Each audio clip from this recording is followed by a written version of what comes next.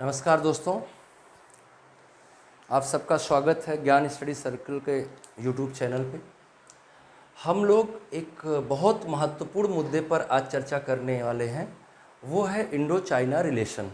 हालांकि हम पीछे से इंडो चाइना रिलेशन पे चर्चा करते आए हैं और इस संदर्भ में आपको 2 वीडियो पहले ही अपलोड किए जा चुके हैं, आप उनको देख लीजिएगा तो आपको भारत और चीन के संबंधों में जो समस्या है और जो मुद्दे हैं वो समझ में आ जाएंगे और इंडो चाइना रिलेशन में किस तरह की प्रॉब्लम है, उसकी बाउंड्री डिस्प्यूट्स कैसे खड़े हुए, उसमें कितना वो कॉलोनियल एरा की देन है और कैसे वो समस्याएं खड़ी हुई और वर्तमान समय तक कैसे वो काम कर रही हैं, ये सारी बातें आपको उस वीडियो के माध्यम से समझ में आ जाएंगी। आज हम चर्चा करेंगे अभी हाल फिलहाल की घटना का। 29 और 30 की दरमियानी रात में फिर से कुछ हमारे बाउंड्री पर हलचल हुई, उसकी चर्चा हमें करनी चाहिए और हम इसके माध्यम से ये भी समझने का प्रयास करेंगे कि आखिर क्या एक्चुअल में हो रहा है ना। आप जानते हैं कि बहुत स्थिति खराब है, आप जानते और पूरा देश जो है वो एक अज्ञानता की स्थिति में है कि कोई नहीं जान पा रहा है कि एक्चुअल में भारत और चीन के रिलेशन में वर्तमान समय में क्या स्थिति है और जो लाइन ऑफ कंट्रोल है वहाँ एक्चुअल में क्या है, डिसंगेजमेंट हुआ है कि नहीं हुआ है, डिसंगेजमेंट हुआ है तो कितना हुआ है और उसके लिए क्या हमने प्रॉपर एक्टिविटीज़ करी हैं। बहुत सारी चीज़ों के बारे में जानकारी नहीं है। जब ऐसे कोई समाचार आ जाते हैं तो फिर से वो एक बार चर्चा में आ जाता है। अगर हम इसके पृष्ठभूमि में जाएं तो आप देखेंगे कि 15 जून 2020 को लाइन ऑफ एक्चुअल कंट्रोल के पास कुछ स्थिति ऐसी बनी जिसके कारण से चीन की सेना और भारतीय सैनिकों के बीच में एक झड़प हुई, जिससे 20 भारतीय सैनिक शहीद हुए। 20 भारतीय सैनिक शहीद हुए और ये भी कहा गया कि चीन के भी 40 सैनिक शहीद हुए। हालांकि चीन ने ना तो इस बात को स्वीकार किया और ना इस बात की किसी दूसरे स्रोत से कोई पुख्ता जानकारी मिल पाई, लेकिन 20 भारतीय सैनिक शहीद हुए। ये तो हमारे घर का मामला है, इसलिए हम लोग इसको समझते हैं कि 20 भारतीय सैनिक शहीद हुए 15 जून 2020 के दिन। ये झड़प हुई कहाँ पे? ये झड़प हुई गलवान वैली में, गलवान घाटी क्षेत्र में। पीछे वाले वीडियो को अगर आप देखेंगे तो हाँ, आप देखेंगे गलवान घाटी, पैंगोंग लेक, डेप्सोंग, ये सब जो एरिया हैं और डेमचौक, ये सारे एरिया जो हैं ये इस हिस्से के क्षेत्र हैं और इन हिस्सों में एक तनाव का माहौल है और इन्हीं में कुछ क्षेत्रों पे चाइना ने नियंत्रण बना रखा है और वो वहाँ से पीछे हटने के लिए तैयार नहीं हो रहा है। अभी हाल फिलहाल की घटना में ये हुआ कि पेंगोंगसो लेक के पास, ये तो गलवान घाटी के पास की बात है, 15 जून को ये सब कुछ हुआ। फिर बहुत सारी स्ट्रेटेजिक और बहुत सारा मिलिट्री डिस्कशंस हुए दोनों देशों के बीच में और उनके आधार पे हमारे प्रधानमंत्री ने 15 अगस्त को हमको बताया कि भैया सब कुछ ठीक है, LAC से LOC तक सब कुछ चकाचक है, कहीं कोई दिक्कत नहीं है।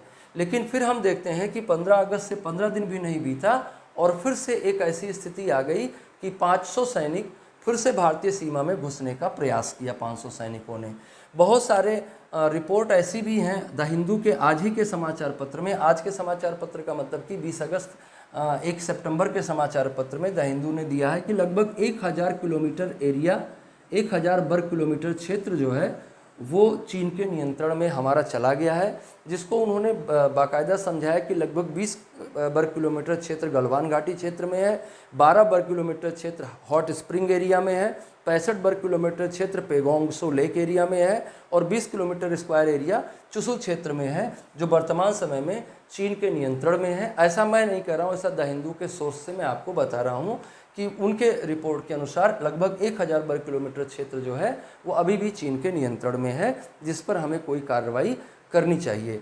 गलवान की झड़प के बाद, गलवान घाटी की झड़प के बाद हमने 30 जून और 8 अगस्त को 2 बार आर्मी अफसरों की वार्ता हुई। 30 जून को पहली वार्ता हुई, 15 जून को ये सारी घटना हो रही है। शुरुआत में इसको डिनाई करने का प्रयास किया गया, लेकिन डिनाई हो नहीं पाया तो फिर उसके साथ मीटिंग्स हुई। 30 जून 2020 को एक मीटिंग हुई और फिर 8 अगस्त 2020 को एक मीटिंग हुई और ये मीटिंग जो है चाइना के क्षेत्र में हुई, मालडो एक जगह है, वहाँ पे एक मीटिंग हुई है दोनों। लेकिन इन दोनों मीटिंग्स का कोई खास परिणाम नहीं निकल पाया। 30 जून और 8 अगस्त की दोनों मीटिंग्स का कोई खास परिणाम नहीं निकल पाया। इस बीच में यह भी समाचार है कि जो हाँ, इसमें एक निष्कर्ष ये निकला था, आप उसको भी समझते चलें तो आपको ये समझ में आएगा कि अभी क्या हो रहा है। इसमें एक निष्कर्ष पे हम निकले थे कि हमें स्टेटस को बना के रखना है। स्टेटस को का मतलब होता है कि यथा स्थिति को बरकरार रखा जाए, है ना, यथा स्थिति बरकरार रखा जाए, जो जहाँ पे है वहीं पे रुक जाए। इसको हम क्या कहते हैं? स्टेटस को कहते हैं। तो स्टेटस को के लिए बात हुई कि भाई स्टेटस को मेंटेन किया जाए, लेकिन चीनी सेना ने स्टेटस को वायलेट किया। किस दिन वायलेट किया? 29 और 30 अगस्त की रात को स्टेटस को वायलेट किया। हालांकि हमारी सेना ने मुंहतोड़ जवाब दिया और वो इस अपने काम में सफल नहीं हो पाए। तो इसके आधार पे हम ये कह सकते हैं कि हमारी सेना बहुत ही चाक चौबंद है और बहुत ही पावरफुल है, बहुत ही अटैकिंग है, बहुत ही अलर्ट है, जिसके कारण से ये सारे लोग सफल नहीं हो पा रहे हैं। लेकिन हमारी सरकार कहीं ना कहीं असफल हो रही है इस मामले को रणनीतिक रूप से सुलझा पाने में। सैनिक रूप से तो हम मुंहतोड़ जवाब दे रहे हैं, सैन्य रूप से तो हम मुंहतोड़ जवाब दे रहे हैं, लेकिन अगर वो लाइन ऑफ एक्चुअल कंट्रोल को वायलेट कर रहे हैं और स्टेटस को वायलेट कर रहे हैं और उसको हमारी सेना रिटेलिएट करके धक्का मार के पीछे कर दे रही है, तो हमारी सेना तो पूरी ताकत के साथ जुटी हुई है और पूरे चौकसी के साथ जुटी हुई है, लेकिन हमारी सरकार कहीं ना कहीं फेल हो रही है उस स्टेटस को मेंटेन कर पाने में और उसके ऊपर किसी तरह का पॉलिटिकल प्रेशर क्रिएट कर पाने में, किसी तरह का स्ट्रेटेजिक प्रेशर क्रिएट कर पाने में असफल हो रही है हमारी सरकार। क्यों हो रही है वो अलग मुद्दा है। इनके अलावा सिर्फ इतने मुद्दे ही नहीं है। स्टेटस को वायलेट किया हमने, धक्का मार उनको पीछे कर दिया, लेकिन अभी चिंता का विषय क्या है?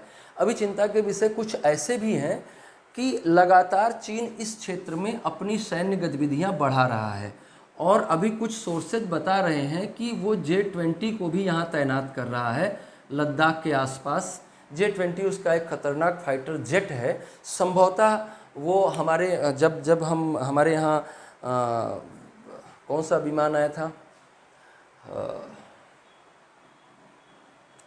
अभी हमारे यहाँ एक विमान खरीदा गया, अचानक से मेमोरी से नाम चला गया,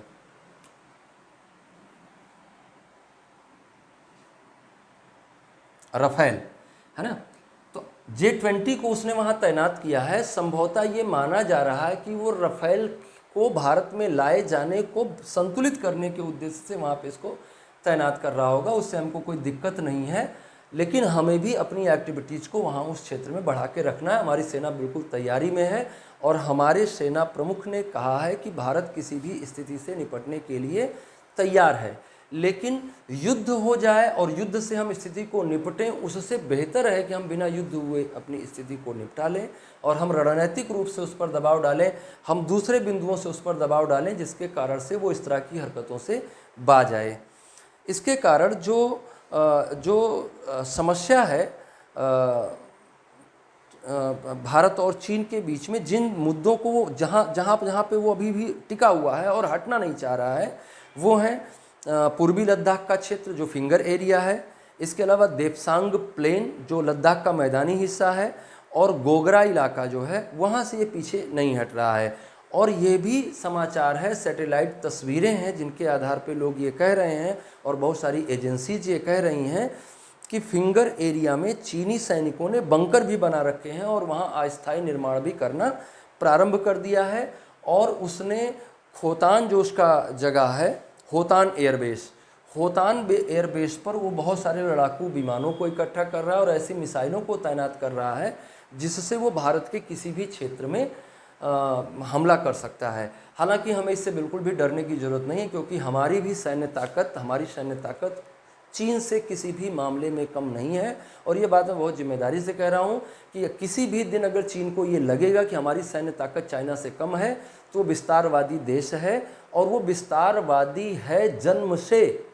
इस बात को हमें समझना होगा और हम सिर्फ विस्तारवाद की सैद्धांतिक आलोचना करके नहीं बच सकते हैं। हमें विस्तारवाद की आलोचना भाषणों में करनी होगी, साथ साथ हमें युद्ध के मैदान में और अंतर्राष्ट्रीय मंचों पर भी उसे बेनकाब करने का प्रयास करना होगा। हम जानते हैं कि हमारी सरकार ऐसा प्रयास जरूर कर रही होगी, लेकिन हमें उसमें और गति लाने की आवश्यकता है, जिसके कारण से चीन दबाव में आए।